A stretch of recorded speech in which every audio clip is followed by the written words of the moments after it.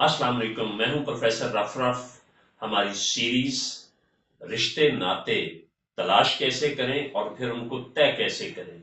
आज का हमारा मौजू ये है कि जब एक संजीदा मरहले में हम दाखिल हो गए हैं तो कुछ बातें खा बहुत करीब के रिश्तेदार हों या बिल्कुल अखबारी इश्तिहारी रिश्ता बना रहे हों, दोनों सूरतों में चंद जरूरी एहतियातें जरूर खींचिए। हमारा चूंकि एक कल्चर है, एक हमारे नॉर्म्स बने हुए हैं, जिसमें एक बहुत बड़ा नॉर्म है शादी के सिलसिले में जहेज। पहले तो जहेज की असल सुनिए कि जहेज जो है वो क्या है। वो खालिस्तन एक हिंदवाना रस्म का नाम है। इस्लाम में जिसको हम जहेज कहते हैं और कहते हैं सुन्नत नबवी है, आप सल्लल्लाहु अलैहि वसल्लम ने अपनी बेटी को भी दिया था। तो बराए करम अपनी तारीख और अपना किबला दुरुस्त कीजिए।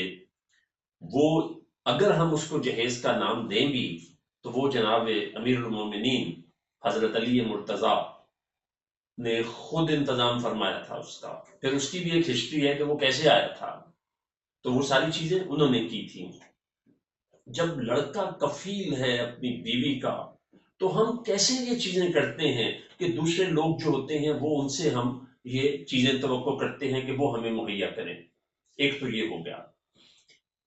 अब अगर उसे तय करना ही है तो ब्राय करम, मेरे पास जितने केसेस आते हैं उसमें बहुत सारे मामलात में लोगों में ये गलत फहमी पाई जाती है। झगड़ा जो होता है कि जी हमने तो समझा था कि ये कर देंगे, और वो कहते हैं जी हमने तो अपनी बिसात से बहुत बढ़कर कर दिया था, अब हम इससे ज्यादा क्या करते। इसमें मत झिझकिए, प्लीज मत झिझकिए। बहुत वाजे लफ्जों में बात कीजिए। जहेज लेना है तब भी, जहेज नहीं लेना तब भी। खुद से कुछ मत अंडरस्टैंड करें, क्योंकि आपकी अंडरस्टैंडिंग कुछ और हो सकती है, मेरी कुछ और हो सकती है।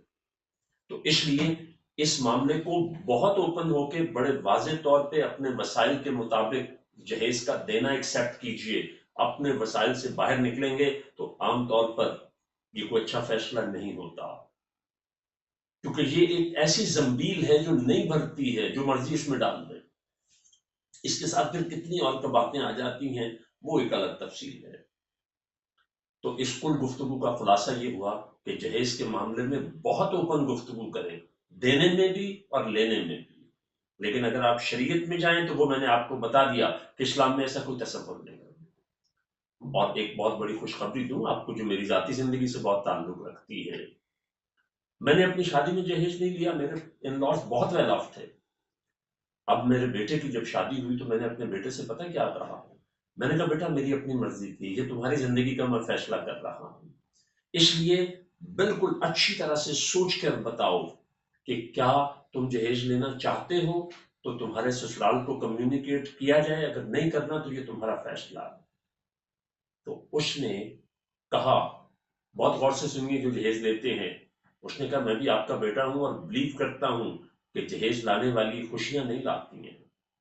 जहेज की तवक्को पे जब आप शादी करेंगे तो फिर आपने लड़की से नहीं की, सामान से की है। माशाल्लाह अपनी जिंदगी मेरी तरफ बहुत अच्छी गुजार रहा है। अब आते हैं दूसरे, अभी मैंने बाकी शराइत की बात नहीं की है। दूसरी तरफ आते हैं तो वो होता है अ, जिसको हम महर कहते हैं। हमने हक महर का नाम बना लिया।